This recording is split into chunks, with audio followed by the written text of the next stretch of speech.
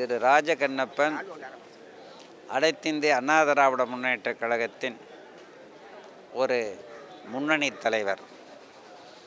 பொன்மனச்செல்வர் புரட்சித்தலைவர் எம்ஜிஆரோடும் பொன்மனச்செல்வி அம்மா அவர்களோடும் நெருக்கமான தொடர்போடு இந்த இயக்கத்தை வளர்ப்பதற்கு தன்னை அர்ப்பணித்து கொண்டு செயல்பட்டவர். அவர் ஒரு தனிப்பட்ட இயக்கத்தை நடத்திய போதும் கூட தமிழகத்தில் இருக்கிற உழவுத் தொழிலொட்டிய சார்பு தொழில் ஈடுபட்டிருக்கின்ற ஒரு பெரும்பான்மை சமுதாயத்தினுடைய பிரதிநிதியாக, யாதவர் சமுதாயத்தின் பிரதிநிதியாக லட்சக்கணக்கான குடும்பங்களை தன் அமைப்பிலே வைத்து அனைத்திந்திய அதிமுகவை வளர்த்துவதற்கு அந்த அமைப்பையும் பயன்படுத்திய ஒரு செயல் வீரர். அவருடைய ஆதரவு திரு ஓபிஎஸ் அவர்களுக்கு வந்திருக்கிறது. அவர் தெளிவுபட கூறியிருக்கிறார். அம்மாவினுடைய அரசியல் வாரிசு, புரட்சித் தலைவர் எம்ஜிஆரின் அரசியல் வாரிசு திரு ஓபிஎஸ் அவர்கள்தான் என்பதனை அவர் தெளிவுபடுத்தி இருக்கிறார். நேர்மை, ஒழுக்கம், பண்பு, உண்மையை மட்டுமே பேசுவது, அண்ணாவை போன்ற அளவு கடந்த நிதானம், அண்ணாவை போன்றே தெளிந்த அறிவு சிந்தனை, இவ்வளவையும் தன்னகத்தை கொண்டு செயல்படுகிற ஓபிஎஸ் அவர்கள்தான் இரட்டை இலையை காப்பாற்றக்கூடியவர். அனைத்திந்திய அண்ணா திராவிட முன்னேற்றக் கழகத்தின் பரிணாம வளர்ச்சியில் எப்படி தந்தை பெரியார், பேரறிஞர் அண்ணா, பொன்மனச்செம்மல் எம்ஜிஆர், பொன்மனச்செல்வி அம்மாவோ அந்த நிலையில் 5ஆம் கட்ட பரிணாம வளர்ச்சியாக இந்த திராவிட பாரம்பரிய இயக்கத்தை பாதுகாக்கிற பாதுகாவலராக இறங்குகிறார் என்று 1.5 கோடி தொண்டர்களும் கருதுகிறார்கள். பெரும்பான்மை தமிழகத்து மக்கள் கருதுகிறார்கள். இந்த நிலையிலே அடுத்து இரட்டை இலையை பிடிப்பதும் ஓபிஎஸ் தலைமையில் இருக்கின்ற அனைத்து இந்திய அதிமுக தான் உண்மையான அதிமுக.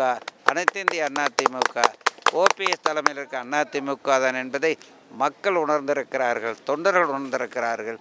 நடக்க இருக்கிற ஆர்கே நகர் தொகுதியிலே புரட்சித் தலைவர் எம்ஜிஆரோட அம்மாவோடும் நெருக்கமாக இருந்து அரசியல் பணியாற்றிய தியாகச்செம்மலாக செயல்பட்ட, தொண்டர்களின் தலைவராக செயல்பட்ட திரு மதுசூதன் அவர்கள் நிரப்பப்பட்டிருக்கிறார். அவர் செல்லாத தெருக்கள் இல்லை, போகாத வீடுகள் இல்லை, அவரிடம் உதவி பெறாத எந்த கட்சி தொண்டனுமே இல்லை. கட்சி பேதம் இல்லாமல், ஜாதி பேதம் இல்லாமல், மதபேதம் இல்லாமல் ஏழைகளுக்கு உதவுவது எம்ஜிஆர் அம்மா வழியிலே.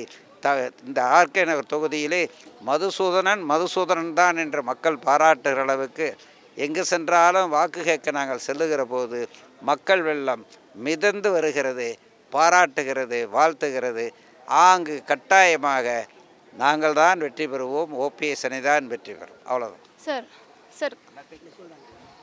ஆனால் தினகரன் அவர்களும் சரி, விஜயபாஸ்கர் அவர்களும் தொடர்ந்து ஓபிஎஸ் அவர்களை விமர்சிச்சுட்டு வராங்க. அதாவது அவர் இந்த மாதிரி பேசிகிட்டு இருக்கிறது அவருக்கு ஒரு மனநலம் பாதிக்கப்பட்டது, அந்த மாதிரி ஒரு தொனியில் விமர்சிச்சுட்டு இருக்காங்க. இதை நீங்கள் எப்படி பார்க்குறீங்க? அதாவது தினகரன் அவர்கள் அம்மாவால் புறக்கணிக்கப்பட்டவர். 10 ஆண்டுகளுக்கு முன்னரே போயஸ் தோட்டத்துக்குள்ளேயே கால் வைக்கக்கூடாது என்று விரட்டப்பட்டவர். கட்சியின் அடிப்படை உறுப்பினரிலிருந்து நீக்கப்பட்டவர். அந்நிய செலாவணி மோசடி வழக்கிலே 28 கோடி அபராதம் கட்டக்கூடிய ஒரு கிரிமினல் செயலில் ஈடுபட்ட அந்த தண்டனைக்கு உட்படுத்தப்பட்டிருக்கிறவர். விஜயபாஸ்கர் அவர்களை பொறுத்த வரைக்கும் அவரும் திரு தினகரன் அவர்கள் ஒருவேளை மனநிலை குன்றிய நிலையில் இருக்கிற காரணத்தால் இருண்டவன் கண்ணுக்கு மிரண்டதெல்லாம் பேய் என்று சொல்லுவதைப் போல மனநலம் குன்றியவர்கள் என்று கருதப்படுகிற தினகரன் மற்றும் அந்த அமைச்சர் விஜயபாஸ்கர் அவர்கள் ஓபிஎஸ்ஸை பார்த்து குறை கூறுகிறார்கள். அதை பொருட்படுத்த வேண்டியதில்லை. அவர்கள் இருவரும் செல்லாக்காசுகள் என்பதனை ஆர்கே நகரனுடைய தேர்தல் முடிவு தெளிவுபடுத்தும். சார், சிஆர் சரஸ்வதி மேலே பிரச்சாரம் ஆர்கே நகரில் போகும்போது அவங்க மேலே செருப்பு மழை புரிஞ்சிருக்காங்க. இதை நீங்கள் ஓபிஎஸ் அணிலேருந்து எதை பற்றின உங்களோட கருத்து என்ன? எந்த மாதிரி எதிர்ப்பு இருக்குன்னு நினைக்கிறீங்க? நீங்கள் பொய்யை நம்புகிற ஒரு தொலைக்காட்சியாக உங்களுக்கு தொலைக்காட்சி இருக்கக்கூடாது.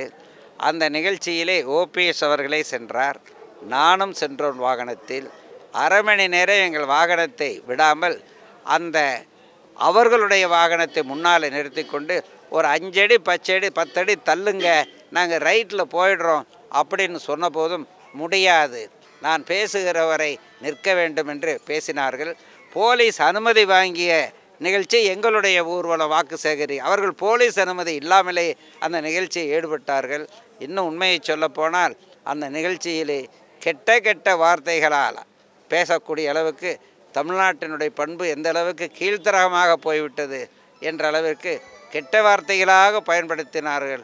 பொறுமை காக்கப்பட்டது. அவர்கள் கண்ட கெட்ட வார்த்தைகளை பேசினார்கள். மக்கள் எதிர்த்து கிளம்பினார்கள். நாங்கள் அமைதி காத்தோம்.